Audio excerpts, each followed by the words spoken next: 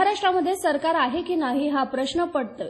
मुंबईत आज प्रदूषण आहे हे यापूर्वी कधीही नव्हतं। याचं कारण नियोजन शून्य विकास कामं। मुंबई व्यतिरिक्त संपूर्ण महाराष्ट्रात गारपिटी आणि अवकाळी पावसानं नुकसान झालं। मी सुद्धा 2.5 वर्ष मुख्यमंत्री होतो। सर्व माहिती एका जागेवर मिळत असते, पण सध्याचे मुख्यमंत्री तेलंगणात प्रचार करत फिरत आहेत। हे राज्याला न्याय देऊ शकत नाहीत। एक फुल दोन हाफ, दुसरे हाफ कुठे आहेत हे कोणालाच माहीत नसल्याची खंत माजी मुख्यमंत्री उद्धव ठाकरे यांनी आपल्या पत्रकार परिषदेत बोलून दाखवली। आपल्या हवामान खात्यानं सांगितलं होतं गारपीट आणि अवकाळी पाऊस पडू शकतो। मग कुठे आहे मंत्रिमंडळ आणि कुठे आहेत कृषी मंत्री? शेतकऱ्यांना पीक विम्याची अग्रिम रक्कम मिळाली का? सरकारचा कारभार कुठे आहे असा संतप्त सवाल उद्धव ठाकरे यांनी उपस्थित केला। भाजपवाले रेवडी उडवत आहेत, तुम्ही शेतकऱ्यांना कधी दर्शन देणार? मला एक प्रश्न पडला, आमचे मुख्यमंत्री गृहमंत्री यांना इतर राज्यात प्रचाराला वेळ आहे, पण शेतकऱ्यांच्या पाठीवर कधी हात फिरवणार अशी खंत त्यांनी बोलून दाखवली। सरकार म्हणजे दुष्काळातला 13वा महिना। संपूर्ण महाराष्ट्र निवडणुकीची वाट पाहतोय। आजच्या कॅबिनेट बैठक घेऊन लवकर निर्णय घ्या। महाराष्ट्रात दुष्काळ आहे, त्यात अवकाळ आहे। आम्ही जाऊन दिलासा देतो, मात्र सरकार ढिल्लं असल्याची माजी मुख्यमंत्री उद्धव ठाकरे यांनी टीका केली आहे। मंत्री क्रिकेटच्या फायनलला जातात पण मणिपूरमध्ये जात नाही।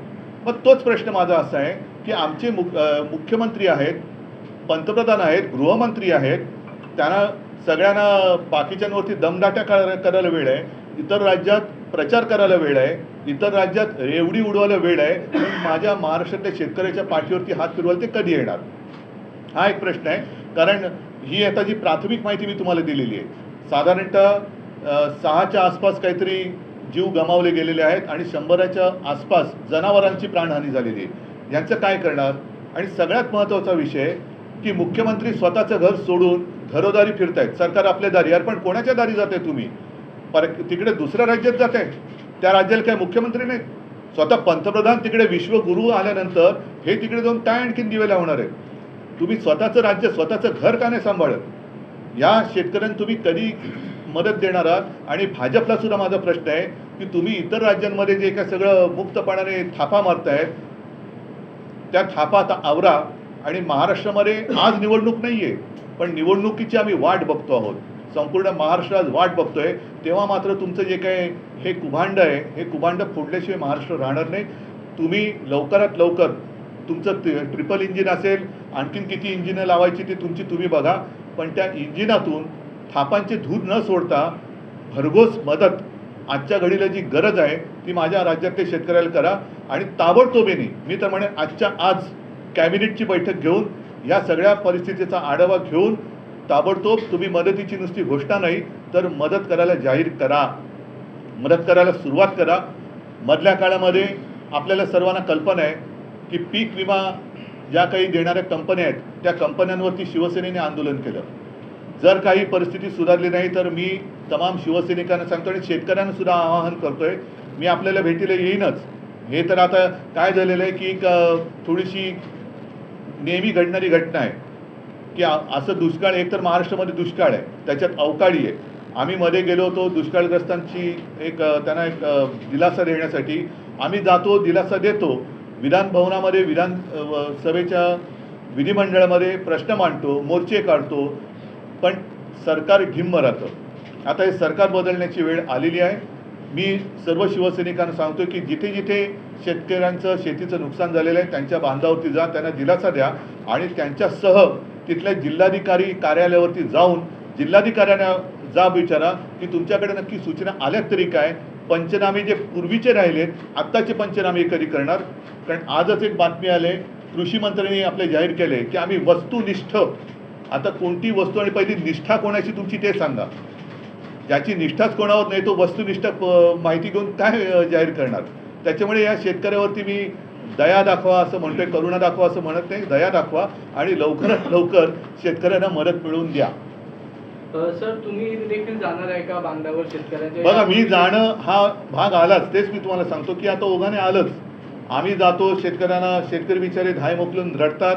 पण काल सुद्धा एक मंत्री गेले असताना शेतकऱ्यांनी त्यांना विचारलं की तुम्ही काय मदत करणार असेल तर या, फुकाच्या गोष्टी करायच्या असेल तर निघून जा। ही जबाबदारी सरकारची आहे, आम्ही तर जाऊच, पण पहिले सरकार म्हणून जर अस्तित्वात आहे की नाही ह्याचा कुठेतरी सोक्षमोक्ष लागला पाहिजे। कारण हे आपलं घरदार वाऱ्यावरती सोडून दुसऱ्यांच्या घरामध्ये जर प्रचाराला जात असतील तर मग हे उपयोग काय? या मुख्यमंत्र्याचा आणि उपमुख्यमंत्र्याचा उपयोग काय राज्याला? घर सोडून दुसऱ्याची घरं तुम्ही म्हणजे त्यांची पण बरबादीच करायला जातात थापा मारून. आज बघितलं तर मला वाटतं कुठे तेलंगणात गेलेत वाटतं का महाराष्ट्र उघडा पडलाय, महाराष्ट्राच्या वरती गारपीट झालेली आहे, मृत्युमुखी काही पडलेत, शेतकऱ्यांची वाताहत झालेली आहेत, घरदारं उद्ध्वस्त झालेत आणि तुम्ही प्रचाराला तिकडे जातात. लाज नाही वाटत? मग मी हे बोलल्यानंतर स्वतःच्या पंचतारांकित शेतीमधनं पुन्हा हे सांगणार की गरीब शेतकऱ्याचा मुलगा मुख्यमंत्री झाला. 2 दिवसात 16 ते 17 जिल्ह्यांमध्ये जे आहे ते गारपीट आणि अवकाळी पावसाचं नुकसान झालंय आणि त्यावरती शासन लक्ष ठेवून असं धनंजय मुंडे कृषी मंत्री म्हणजे काय करते नेमकं काय? आधी तुम्ही लक्ष ठेवून आहात. पहिलं तुम्ही जी घोषणा केली होती गेल्या 1-1.5 वर्षामध्ये जेवढी जेवढ्या नैसर्गिक आपत्त्या आल्या त्याच्यात खरोखर किती मदत केली? साधी गोष्ट आहे, आमचं सरकार यांनी गद्दारी करून पाडण्याच्या आधी जो आमचा अर्थसंकल्प जाहीर झाला होता त्यावेळेला जी कर्जमुक्ती आम्ही केली होती त्यातली एक शेवटची गोष्ट राहिली होती, कारण करोनाच्या संकटात अर्थव्यवस्था डगमगली होती. पण त्याही काळात याच शेतकऱ्यांनी आपली अर्थव्यवस्था तारून धरली होती आणि 50,000 रुपये एक प्रोत्साहनपर राशी नियमित कर्ज परतफेड करणाऱ्याला आम्ही जाहीर केली होती, द्यायला सुरुवात झाली होती. तिचं आता पुढे काय झालं ती सुद्धा देत आहे की नाही? दुष्काळग्रस्त भागामध्ये तुमचे पंचनामे झालेत की नाही? झाले असते तर मदत किती दिली? पीक विमा योजनेचे किती पैसे दिले गेले? आता अवकाळीचे पैसे तुम्ही कधी देणार? लक्ष ठेवणार ते लक्ष ठेवेपर्यंत तुमची जायची वेळ आली. आता या 1-2 महिन्यामध्ये सुप्रीम कोर्टाचा निकाल लागल्यानंतर लोकशाही आणि संविधानाप्रमाणे निकाल लागेल आणि तो लागला तर यांचे हेच जातील. मग हे कुठे हे कोणाच्या लक्षात पण येणार नाहीत कुठे. उद्धव जी, 6 लोगों की मौत हुई है, 100 जानवरों की अब तक मौत हुई बेमौसम बरसात से। मुख्यमंत्री तेलंगाना में प्रचार में व्यस्त है। शिवसेना की काही विषयासाठी भेटत असतो आणि आपल्या माध्यमातून मी शिवसेनेची भूमिका, शिवसेनेची मतं ही जनतेपर्यंत पोचवत असतो आणि मला खात्री आहे की आपण सुद्धा सर्व माध्यमं निपक्षपातीपणाने ही जी काही थोडीशी मी काही लगेच विरोधी मतं नाही म्हणत, पण जनतेच्या हिताची जी आमची पण काही मतं आहेत ती तुम्ही महाराष्ट्राच्या आणि देशाच्या कानाकोपऱ्यात पोहोचवत असाल. आज मुद्दामून मी तुम्हाला एवढ्यासाठी बोलवलं कारण एकूणच महाराष्ट्रामध्ये हे जे सरकार आहे ते असंविधानिक आहेच, पण आता हे सरकार तरी आहे की नाही असा प्रश्न पडलेला आहे. कारण मुंबईपुरतं आधी बोलायचं झालं तर माझ्या तरी आठवणीमध्ये आजपर्यंत कधीही नव्हतं एवढं प्रदूषण हे मुंबईत आपण सर्वांनी अनुभवलेलं आहे. आणि त्याचं कारण काही तज्ज्ञांशी मी जे बोललो ते असं होतं की नियोजन शून्य विकास कामं, आणि त्याच्यामध्ये सगळीकडे धूळ आणि धुळदाण झाली होती. ते प्रदूषण बघितल्यानंतर आपल्या असंविधानिक मुख्यमंत्री आणि सरकारने असं जाहीर केलं होतं की मुंबईचे रस्ते आम्ही धुवू आणि कृत्रिम पाऊस पाडू. यांच्याकडचं सगळंच कृत्रिमच आहे, पण तो कृत्रिम पाऊस सुद्धा त्यांना पाडता आला नाही. सुदैवाने, मी मुंबईपुरतं बोलतोय सुदैवाने, की पाऊस पडला आणि हे प्रदूषण थोडंसं ओसरलं असावं असं वाटतं. मात्र त्याच वेळेला मुंबई व्यतिरिक्त संपूर्ण महाराष्ट्रामध्ये बऱ्याचशा भागामध्ये या अवकाळी पावसाने आणि गारपिटीने शेतकऱ्यांचं प्रचंड नुकसान झालेलं आहे. माझ्या प्राथमिक माहितीप्रमाणे उत्तर महाराष्ट्र, विदर्भ, मराठवाडा या भागामध्ये जवळपास 1 लाख हेक्टर शेतीचं नुकसान झालेलं आहे. उत्तर महाराष्ट्रामध्ये तर गारपिटीने संपूर्ण द्राक्षाच्या बागा आणि कांद्याचं जे काही पीक होतं, यावेळेला खरीपाची लागवड कांद्याची थोडी उशिरा सुरू झाली होती सप्टेंबरमध्ये.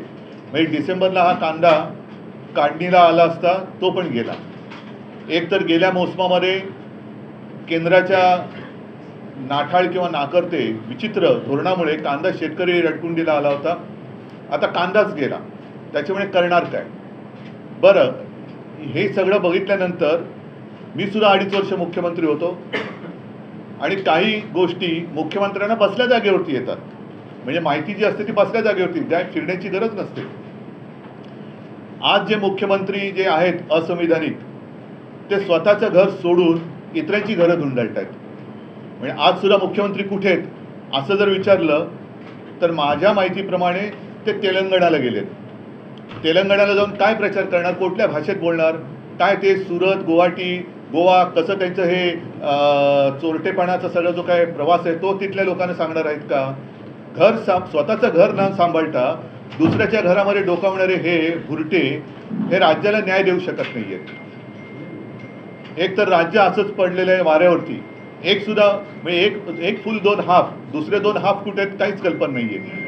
कारण मधल्या काळामध्ये सुद्धा दुसरे हाफ होते ते छत्तीसगडला का मध्य प्रदेशला प्रचाराला गेले होते, आज कुठे गेले ते कल्पना नाही। दुसरे ज्यांच्यामध्ये डेंग्यू झाला होता ते कुठे आहेत त्याची माहिती नाही आहे। मग शेवटी ह्या राज्याचा मायबाप कोण आहे?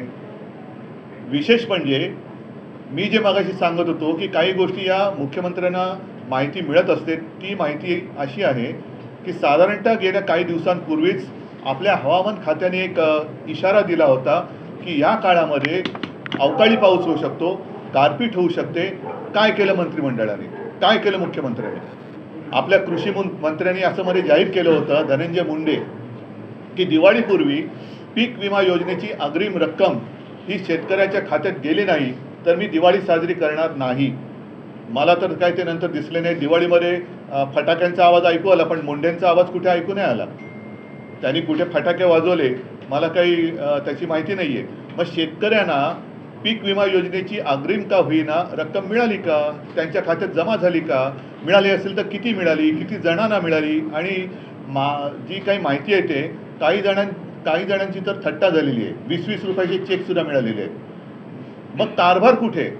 हे पूर्णपणे स्वतःची खुर्ची सांभाळण्यासाठी जेवढ्या दिल्ली वारे करतायत तेवढं हे जरा यांच्यावरती काय बोलल्यानंतर आमचे मुख्यमंत्री जे आहेत गद्दार ते गळा काढतात की गरीब शेतकऱ्याचा मुलगा, गरीब शेतकऱ्याचा मुलगा। आदर आहे तुमच्या शेतीबद्दल, आदर आहे, पण गरीब शेतकऱ्याची पंचतारांकित शेती, ज्या शेतीमध्ये हे हेलिकॉप्टरने जातात, मी तर म्हणतो अशी शेती आणि असं वैभव माझ्या साध्या आणि छोट्या शेतकऱ्याला सुद्धा लाभो ही मी देवाच्या चरणी प्रार्थना करतो की इतर कोणाचंही शेत असं नसेल पंचतारांकित। आणि शेतकरी बिचारा त्याची पायवाट तुडवत जातो, रात्री अपरात्री वीज नसताना शेतीमध्ये पाणी द्यायला जातो, मग त्याला सर्पदंश होतो, विंचू चावतो।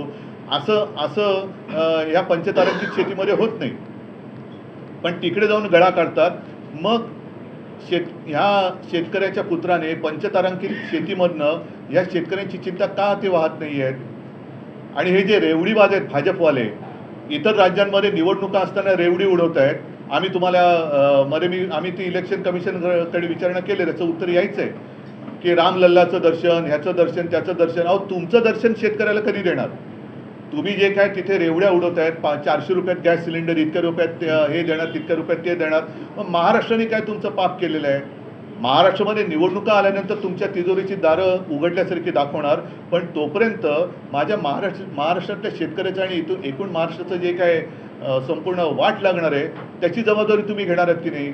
ज्यात काही तालुक्यात आणि जिल्ह्यात दुष्काळ जाहीर केला, म्हणजे दुष्काळाचं संकट आहेच, त्याच्यासाठी तुम्ही काय केलं? आज सुद्धा कितीतरी टँकर सुरू आहेत आणि आमचे हे गद्दार म्हणतात आम्ही मुंबईचे रस्ते देऊ, पाणी कुठून आणणार? पाण्याचा नाश करतायत। तर एक तर दुष्काळात हा सरकारचा 13वा महिना आहे, दुष्काळात 13वा महिना म्हणतात, तसं सरकार म्हणजे 13वा महिना आहे दुष्काळातला।